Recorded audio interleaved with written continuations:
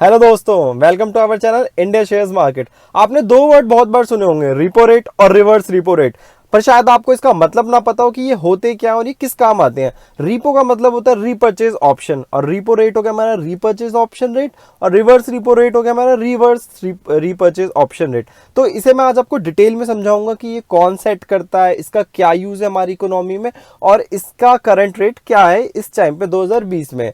तो चलिए शुरू करते हैं। बात करते हैं रिपो रेट की। तो रिपो रेट ये होता है जब आरबीआई उधार पे पैसे देती है बैंक को कुछ सर्टेन इंटरेस्ट रेट पे, तो इससे बोलते हैं रिपो रेट। जहां पे आरबीआई बैंक्स को उधार पे पैसे देती है जब उन्हें कभी जरूरत होती है या उनके पास कैश खत्म हो जाता है, तो कुछ सर्टेन इंटरेस्ट रेट पे आरबीआई उन्हें पैसे देती है। अब कोई किसी को पैसे उधार पे देगा, ब्याज पे देगा, तो बदले में कुछ तो चाहेगा। तो यहाँ गिरवी कोलेट्रल के तौर पे बैंक्स कुछ गवर्नमेंट बॉन्ड्स या गवर्नमेंट सिक्योरिटीज आरबीआई को देते हैं। अब ये आरबीआई को देते हैं तो इसे रिपो रेट क्यों बोलते हैं, रीपर्चेज ऑप्शन रेट क्यों बोलते हैं। इसका मतलब ये होता है जब बैंक जो चीज गवर्नमेंट सिक्योरिटी या गवर्नमेंट बॉन्ड्स जो गिरवी रखवाते हैं उसमें बैंक्स प्रॉमिस भी करते हैं कि हम कुछ टाइम में, कुछ सर्टेन टाइम के बाद आपके पैसे वापस करके और जो इंटरेस्ट रेट बनता है वो आपका वापस करके हम वो बॉन्ड्स वापस खरीद लेंगे आपसे। अब समझते हैं कि ये रिपो रेट सेट कौन करता है और ये हर साल रेट फिक्स क्यों नहीं रहता है, ये ऊपर नीचे क्यों होता रहता है। तो इसके पीछे रीजन है आरबीआई इसे सेट करती है, और इसको ऊपर नीचे करने का रीजन ये होता है, मान लीजिए आरबीआई बैंक्स को जब पैसे देती है कुछ सर्टेन रेट ऑफ इंटरेस्ट पे, मतलब कुछ ब्याज पे आरबीआई पैसे देती है बैंक को। फिर बैंक का काम होता है हम जैसे लोगों को, मिडिल क्लास लोगों को या बिजनेसमैन को, किसी इंडिविजुअल को किसी वजह से भी जरूरत है तो वो लोन लेता है। बट जब बैंकों को आगे से लोन ज्यादा रेट ऑफ इंटरेस्ट पे मिलेगा तो ऑब्वियस सी बात है कि वो भी ज्यादा रेट ऑफ इंटरेस्ट पे लोगों को देंगे। जब लोगों को ज्यादा रेट ऑफ इंटरेस्ट पे मिलेगा तो लोग कम से कम लोन लेंगे। जब मार्केट में लोन में कमी आ जाएगी तो मनी सप्लाई में कमी आ जाएगी, मतलब लोगों के हाथ में कैश थोड़ा कम रहने लगेगा। अब जब लोगों के हाथ में कैश होगा तो चीजों में कमी आएगी, मतलब डिमांड में कमी आएगी, जैसे कि घर, गाड़ी और भी जो जरूरत की चीजें हैं उन चीजों में कमी दिखेगी। तो जब डिमांड में कमी आएगी तो इन्फ्लेशन में बहुत बड़ी कमी आएगी, मतलब महंगाई में बहुत बड़ी कमी आएगी। जैसे कि मैं इस ग्राफ से आपको समझाता हूं, जब आरबीआई रिपो रेट बढ़ाती है, देखिए ये देखिए, जब आरबीआई रिपो रेट बढ़ाती है ना तो महंगाई कम होती है। तो इससे आप समझ जाइए कि रिपो रेट बढ़ाने का मेन रीजन होता है कि महंगाई मार्केट में कम हो, इन्फ्लेशन कम हो।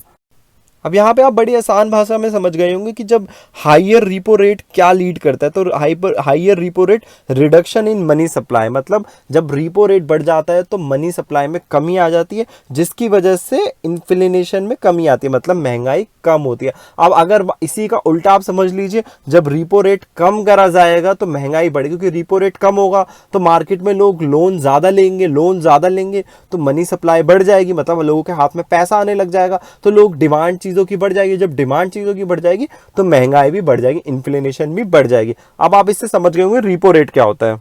अब मैं आपको समझाऊंगा कि रिवर्स रिपो रेट क्या होता है। तो ये बहुत सिंपल है, रिवर्स रीपर्चेज ऑप्शन। इसमें बस इतना होता है कि it is the rate at which RBI borrows from bank. इसमें आरबीआई उधार पे पैसे लेता है बैंक से। जब आरबीआई उधार पे पैसे लेगा बैंक से तो इसका भी एक रेट ऑफ इंटरेस्ट होगा, मतलब जब बैंक आरबीआई को पैसे देगा तो कुछ रेट ऑफ इंटरेस्ट पे देगा, कुछ ब्याज पे पैसे देगा, तो उसके बदले में बैंक भी कुछ मांगेगा। जैसे कि आरबीआई जब बैंकों को देता था तो वो भी बदले में कोलेट्रल के तौर पे, गिरवी के तौर पे गवर्नमेंट बॉन्ड या गवर्नमेंट सिक्योरिटी मांगता था। ऐसे ही जब आरबीआई उधार पे पैसे लेगा बैंक से तो वो भी बदले में कुछ मांगेगा, गवर्नमेंट बॉन्ड या गवर्नमेंट सिक्योरिटी। तो जब आरबीआई उधार पे पैसे लेता है बैंक से तो वो बदले में उसके एक बॉन्ड, गवर्नमेंट बॉन्ड या गवर्नमेंट सिक्योरिटी रखवाता है। और इसे रिवर्स रीपर्चेज ऑप्शन इसलिए बोलते हैं कि इसमें बैंक आरबीआई को पैसे देता, तो ये तो आप समझ जाइए रिवर्स हो गया। रीपर्चेज ऑप्शन इसलिए बोलते हैं क्योंकि आरबीआई भी प्रॉमिस करता है बैंकों को कि कुछ सर्टेन टाइम पीरियड के बाद वो पैसे उनके दे देगा बैंकों के वापस, और जो ब्याज बनता है वो भी वापस दे देगा, और उसके बदले में जो गवर्नमेंट सिक्योरिटी या गवर्नमेंट बॉन्ड उन्होंने गिरवी रखवाया था वो उनसे वापस ले लेगा। बहुत सिंपल से रीजन है जिसकी वजह से बैंक आरबीआई को उधार पे या ब्याज पे पैसे देता है। पहला रीजन तो ये होता है कि आरबीआई को पैसे देने का मतलब आप बहुत सिक्योर जगह पैसे दे रहे हैं। जब आप आरबीआई को पैसे देंगे तो गारंटी है कि आपके पैसे वापस भी मिलेंगे, और जो आपका सर्टेन सर्टन रेट ब्याज का या इंटरेस्ट रेट ऑफ इंटरेस्ट है वो भी आपको वापस मिल जाएगा। बट बैंक्स को ज़्यादा रेट ऑफ इंटरेस्ट तो बोरोवर लोग जो होते हैं, इंडिविजुअल या बिजनेसमैन होते हैं, उनसे मिलता है, तो वो आरबीआई को क्यों देता है? तो इसका बहुत बड़ा रीज़न है रिस्क फैक्टर। जब मार्केट में बैंक्स को लगता है कि वो किसी ऐसे बंदे को या बिजनेसमैन या इंडिविजुअल को दें और उस टाइम पे मार्केट में रिस्क बहुत चल रहा होता है, तो उन्हें लगता है कि हम देंगे और कहीं हमारे पैसे डूब ना जाए या फंस ना जाए, तो उस टाइम पे वो ज़्यादा पैसे अपने आरबीआई को दे देते हैं ताकि एक सर्टन इनकम उनके पैसों से उन्हें मिलती रहे। भले ही रेट ऑफ इंटरेस्ट वहाँ उन्हें कम मिलता है, बट एक गारंटी, एक सेफ्टी मिल जाती है कि उनके पैसे भी वापस मिल जाएंगे, उनका जो सर्टन रेट ऑफ इंटरेस्ट है वो भी वापस मिल जाएगा। पहला रीज़न ये होता है। दूसरा रीज़न ये भी होता है कि कभी कभी बैंकों के पास बहुत ज़्यादा पैसा हो जाता है और उनके पास कोई ऐसा लेनदार नहीं बचते मार्केट में जो उनसे पैसा लेना चाहते हैं ब्याज पे। उस टाइम पे अगर लोगों को ज़रूरत नहीं है तो भी बहुत बड़ा रीज़न हो जाता है। जब कैश बहुत ज़्यादा हो जाता है बैंक के पास, तो बैंक उस टाइम पे भी आरबीआई को पैसे देता है ब्याज पे। अब समझते हैं जो रिवर्स रिपो रेट है, आरबीआई इसे फिक्स क्यों नहीं रखते, रिपो रेट की तरह इसे भी चेंज क्यों करते रहती है? तो इसका बहुत बड़ा रीज़न ये है। मान लीजिए आरबीआई ने रिवर्स रिपो रेट, मतलब जो बैंक से लेने का ब्याज का रेट का इंटरेस्ट तय कर रखा है, अगर आरबीआई ने उसे बढ़ाया, जब आरबीआई उसे बढ़ाएगी तो बैंक्स क्या करेंगे, ज़्यादा से ज़्यादा पैसा अपना आरबीआई में रखवाएंगे, क्योंकि वहाँ पे पहला तो रीज़न ये भी है कि सेफ्टी बहुत अच्छी है, रिस्क ज़ीरो है, रिस्क कुछ भी नहीं है, पैसे भी मिल जाएंगे और जो रेट ऑफ इंटरेस्ट तय हुआ है वो भी मिल जाएगा, तो वहाँ पर रिस्क भी कुछ नहीं है। और अगर आरबीआई ने रेट ऑफ इंटरेस्ट बढ़ाया, ज़्यादा देने का वादा किया, तो ज़्यादा से ज़्यादा जो बैंक्स का पैसा है वो अपना आरबीआई में रखवाएंगे, एज़ कम्पेयर टू अगर किसी बिजनेसमैन या इंडिविजुअल को देते हैं तो वहाँ पर रिस्क बहुत ज़्यादा होता है कि पैसे शायद ना भी आए, फिर कंपनी का बहुत खर्चा होता है उसमें वापस निकलवाने में, तो वो सारी जो झंझट है वो खत्म हो जाती है। तो बहुत अच्छा रीजन हो जाता है जब रिवर्स रिपो रेट का इंटरेस्ट का रेट जब बढ़ता है तो बैंक ज्यादा पैसे अपने आरबीआई में रखते हैं। उससे फर्क क्या क्या पड़ता है? उससे फर्क पहला तो ये पड़ेगा कि लोन्स में गिरावट आएगी, क्योंकि जब वहां पे अच्छा रेट ऑफ इंटरेस्ट मिलेगा रिवर्स रिपो रेट में बैंकों को, तो बैंक क्या करेंगे, जो मार्केट में रेट ऑफ इंटरेस्ट उनका चल रहा है उसे और बढ़ा देंगे, क्योंकि जहां पे रिस्क ज्यादा लेना पड़ रहा है बैंक को, वहां तो रेट ऑफ इंटरेस्ट बढ़ाएंगे ही बढ़ाएंगे। जब वहां पे रेट ऑफ इंटरेस्ट बढ़ा देंगे तो लोग लोन कम से कम लेंगे, जब लोन कम से कम आएगा तो मनी सप्लाई में फिर कमी आएगी, मतलब डिमांड में कमी आएगी, तो इन्फ्लेशन में कमी आएगी। जैसे कि आप इस चार्ट से समझिए, जब आरबीआई रिवर्स रिपो रेट बढ़ाता है तो इन्फ्लेशन में कमी आती है, मतलब महंगाई में कमी आएगी ही आएगी। अब इसको थोड़ा दूसरे तरीके से समझते हैं। अब इससे आप समझ गए होंगे, जब आरबीआई रिवर्स रिपो रेट बढ़ाता है तो उससे होता क्या है, उससे ये होता है कि जो मार्केट में मनी सप्लाई है उसमें कमी आ जाती है और उससे इन्फ्लेशन में भी अच्छी खासी गिरावट आती है, क्योंकि जब लोगों के पास पैसा कम पहुंचता है, कैश कम हो जाता है, तो डिमांड में कमी आ जाती है और महंगाई में कमी आ जाती है।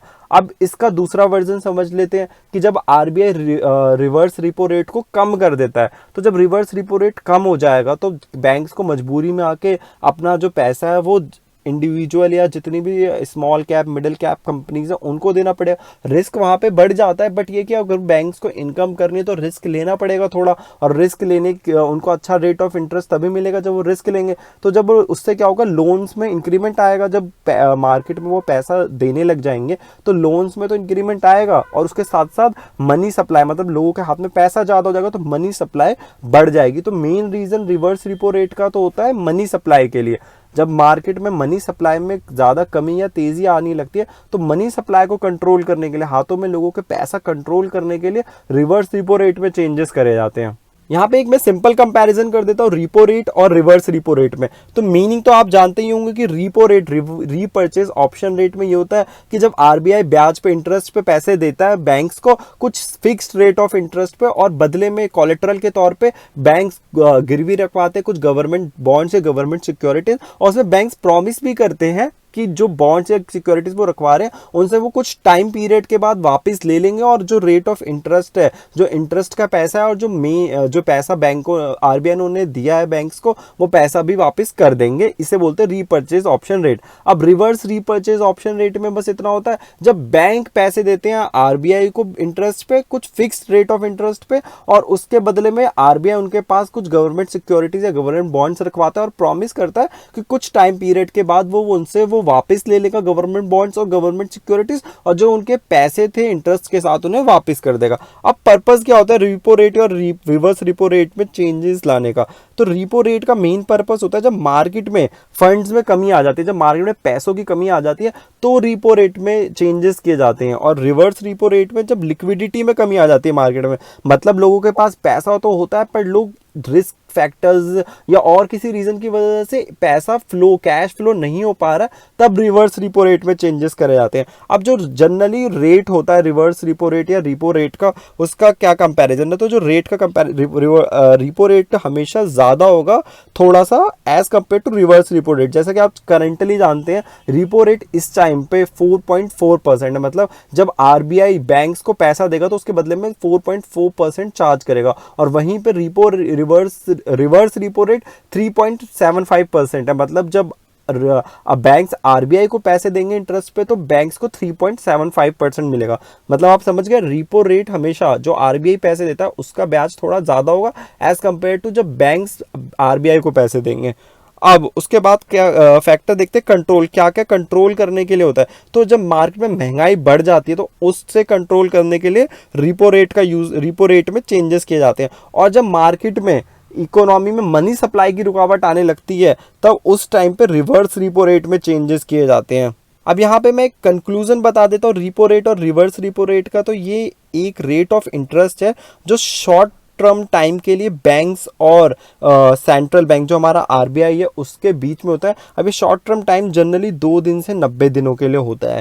ये जनरली होता है, ये ज़्यादा भी हो सकता है कम भी हो सकता है। उसके बाद ये जो 2 पॉलिसीज़ है आरबीआई की, जो हमारे सेंट्रल बैंक की है, रिपो रेट और रिवर्स रिपो रेट, इनका बस मेन जनरल काम है जो मैंने आपको बताया था, महंगाई और मनी सप्लाई पे कंट्रोल करना।